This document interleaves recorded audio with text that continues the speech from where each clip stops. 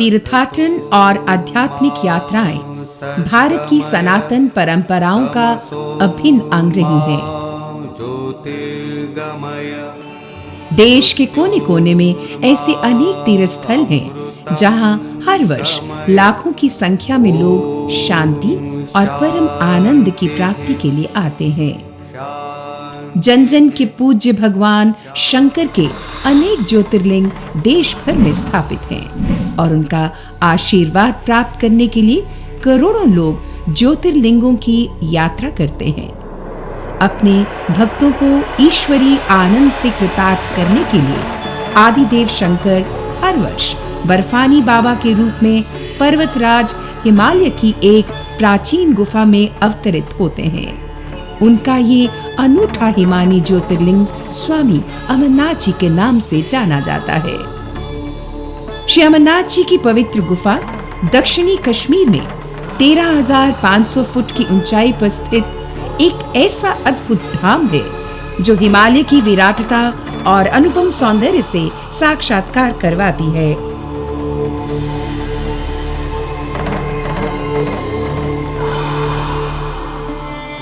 वर्ष में एक बार निर्धारित अवधि तक चलने वाली ये यात्रा श्रावण पूर्णिमा अर्थात रक्षाबंधन के दिन संपन्न होती है। जम्मू कश्मीर की ग्रीष्मकालीन राजधानी श्रीनगर से तकरीबन 145 किलोमीटर दूर ग्लेशियरों के घाटी में स्थित स्वामी अमरनाथ जी की पवित्र गुफा में प्राकृतिक रूप में बर्फ से स्वतः निर्मित शिवलिंग को भगवान शिव का परम पावन रूप मानकर उसके दर्शन किए जाते हैं। पवित्र गुफा का क्षेत्र सितंबर से जून तक बर्फ से ढका रहता है और केवल जुलाई अगस्त में ही यात्रा के लिए खोला जाता है। देश विदेश के लाखों यात्री इस यात्रा की प्रतीक्षा करते हैं। यात्रा के प्रवेश द्वार नुनवन पहलगाम से लेकर पवित्र गुफा की तमाम कठिनाइयों को लोग पैदल चलकर पार करते हैं और मुक्तिदाता अमरेंद्र शिव के दर्शन करके स्वयं को धन्य मानते हैं। अमरनाथ यात्रा के समूचे हिम क्षेत्र के कण कण में आदिदेव भगवान शिव का वास है। प्राचीन काल में पवित्र गुफा की यात्रा करने वाले महान भारतीय ऋषि मुनियों के कारण अमरनाथ धाम की प्रतिष्ठा एक अद्वितीय ज्योतिर्लिंग के रूप में हुई और इसकी यात्रा में लगातार वृद्धि होती गई। ये एक रोचक बात है कि हिंदुओं के इस महान धाम की तीर्थ यात्रा को सुखद और सुविधापूर्ण बनाने का काम सभी धर्मों के लोग, विशेषतया स्थानीय मुस्लिम समुदाय के सदस्य करते हैं। यात्रियों के लिए पवित्र गुफा में दर्शनों की उचित व्यवस्था, यात्रा संबंधी धार्मिक विधान और जानकारी भक्तों तक पहुंचाने, दर्शनार्थियों के लिए सुरक्षा, आवास, सफाई सुथराई, सुगम संचार व्यवस्था, स्वास्थ्य सेवाओं, शौचालयों, शरण स्थलियों, भोजनालयों आदि की व्यवस्था का दायित्व बोर्ड, राज्य सरकार के विभिन्न विभागों तथा संस्थाओं, केंद्र सरकार, केंद्रीय सुरक्षा बलों, सेना तथा राज्य पुलिस के सहयोग से निभा रहा है। इस वर्ष श्री अमरनाथ जी की 48 दिवसीय यात्रा चंदनवाड़ी, पहलगाम और बालटल दोनों रास्तों से 2 जुलाई 2016 को शुरू होगी और 18 अगस्त 2016 को संपन्न होगी। यात्रा के इच्छुक लोगों द्वारा यात्रा हेतु पंजीकरण करवाना और परमिट लेना अति आवश्यक है। इसके बिना यात्रा की अनुमति नहीं है और किसी भी सूरत में यात्री को पहलगाम, चंदनवाड़ी और बालटल से आगे नहीं जाने दिया जाएगा। यात्री विभिन्न राज्यों में स्थित जम्मू कश्मीर बैंक की 87 शाखाओं, यस बैंक की 40, पंजाब नेशनल बैंक की 305 शाखाओं में पंजीकरण करवाकर आसानी से परमिट प्राप्त कर सकते हैं।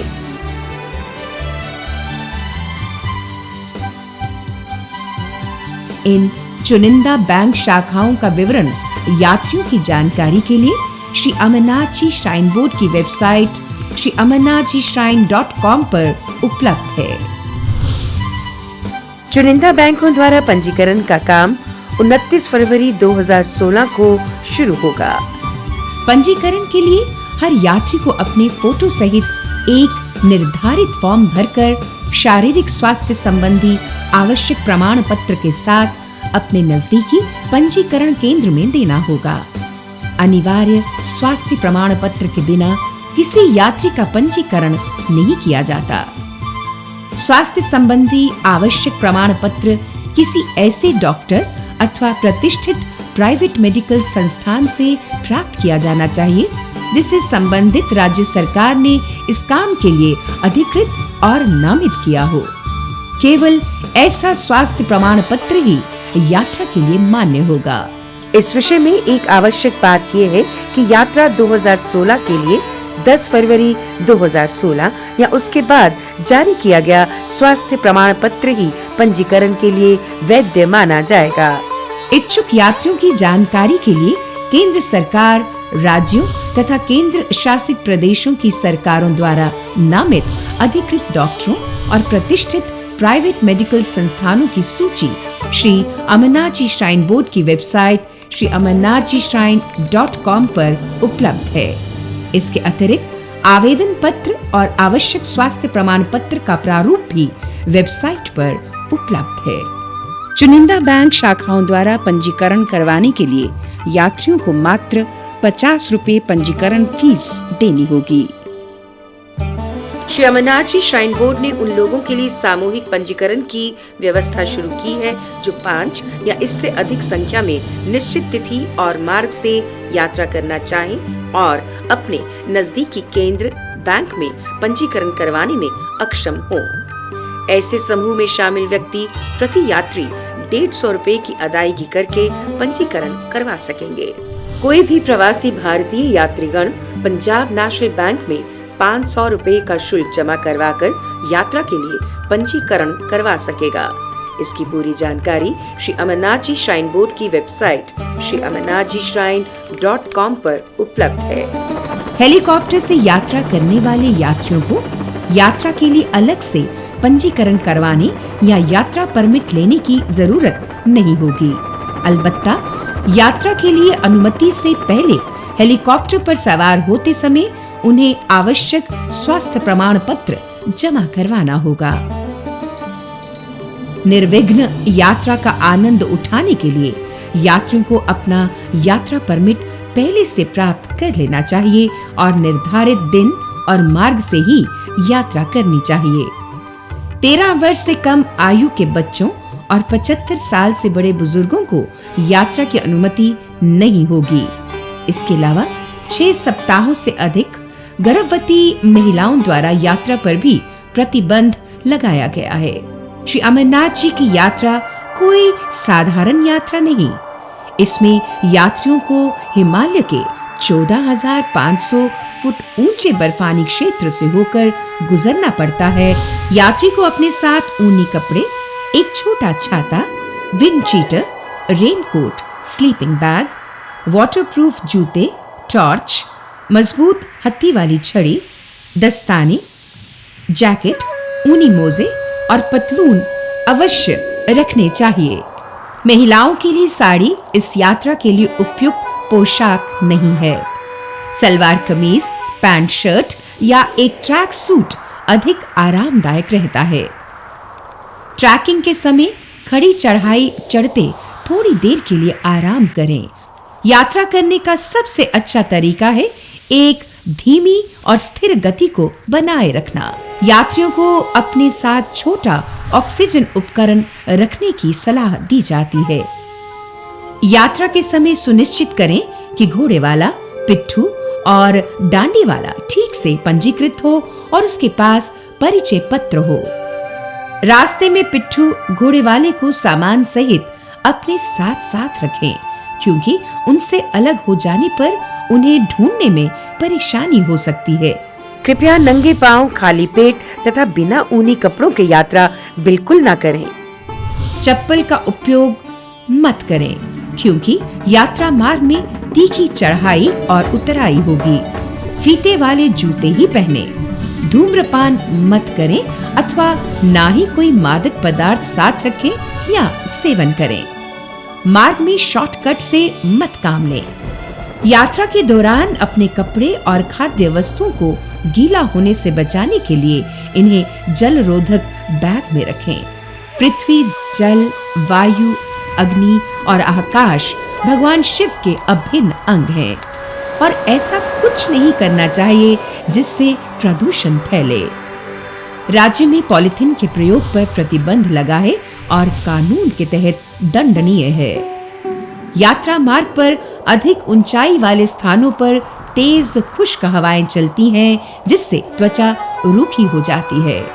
ठंडी हवाओं और सूर्य से त्वचा की रक्षा करने के लिए यात्रियों को अपने साथ कोल्ड क्रीम, सनस्क्रीन रखनी चाहिए और धूप में स्पष्ट दृष्टि के लिए काले चश्मे का उपयोग करना चाहिए।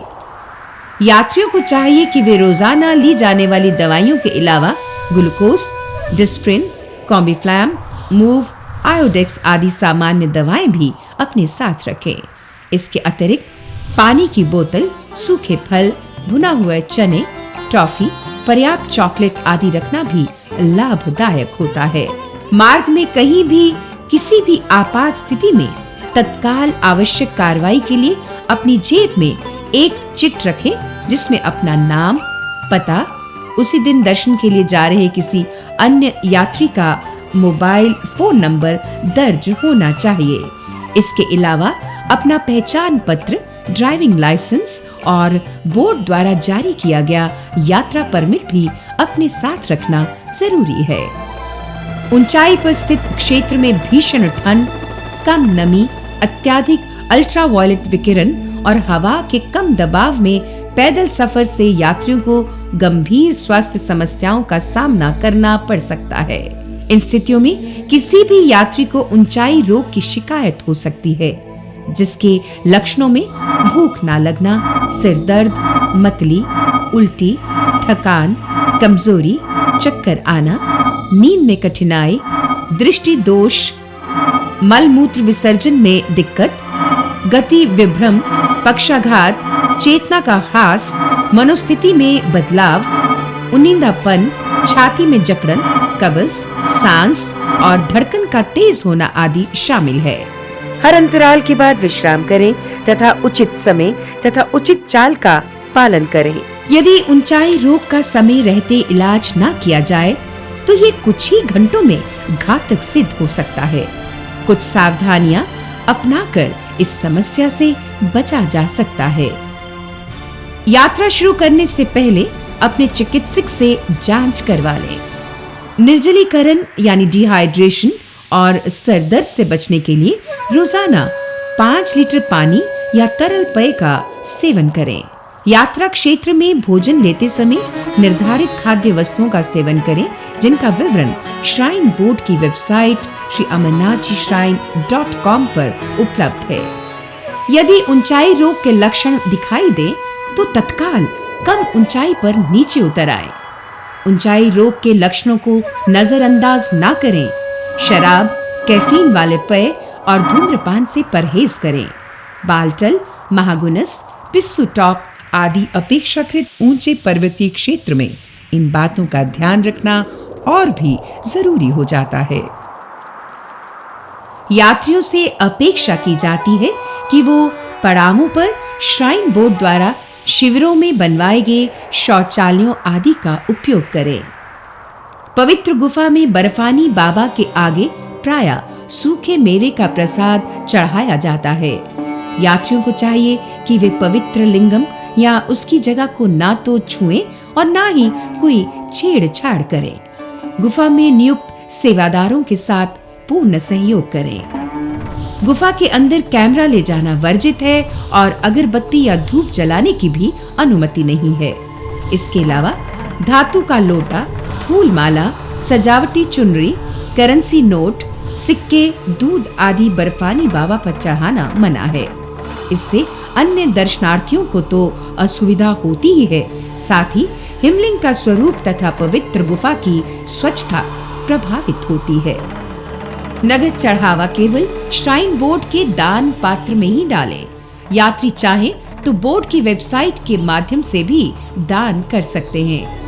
खाद्य वस्तुओं की सप्लाई का समुचित इंतजाम किया जाता है। यात्रा मार्ग पर हर 2 किलोमीटर की दूरी पर मेडिकल सहायता केंद्र कायम करने का प्रावधान है।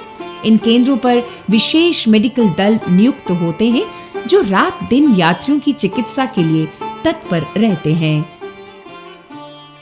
बोर्ड और सरकार की तरफ से यात्रा प्रारंभ होने से पहले यात्रा मार्ग साफ किया जाता है।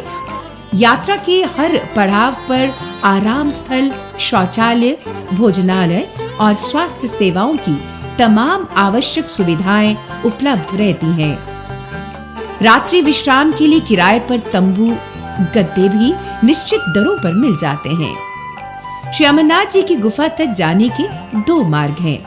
एक रास्ता पहलगाम से होते हुए गुफा तक पहुंचता है। ये परंपरागत यात्रा मार्ग जम्मू से 225 किलोमीटर की दूरी पर है। दूसरा रास्ता बालटल से गुजरता है और ये जम्मू से 414 किलोमीटर के फासले पर है। अधिकांश यात्री रेल द्वारा जम्मू पहुंचते हैं। मंदिरों की नगरी रेल मार्ग से देश भर के मुख्य राज्यों से जुड़ी हुई है। पड़ोसी राज्यों के यात्री बसों और निजी वाहनों में भी जम्मू पहुंचते हैं। जम्मू में यात्रियों के आवास की पर्याप्त सुविधाएं उपलब्ध है। पंजीकृत यात्रियों को निर्धारित तारीखों पर बारी-बारी सुरक्षा के साथ काफिलों में जम्मू से पहलगाम और बालटल के लिए रवाना किया जाता है। पहलगाम से कुछ किलोमीटर पहले इसी क्षेत्र में नुनवन के मुकाम पर यात्रा का आधार शिविर भी है। 7500 फुट की बुलंदी पर स्थित पहलगाम श्रीनगर से 96 किलोमीटर के फासले पर है। यहाँ बसों और टैक्सी द्वारा आसानी से पहुंचा जा सकता है। यहाँ किराए पर तंबू, पिट्ठू, मजदूर, घोड़े और पालकियां भी यात्रियों की सुविधा के लिए बोर्ड द्वारा निश्चित दरों पर मिल जाती हैं।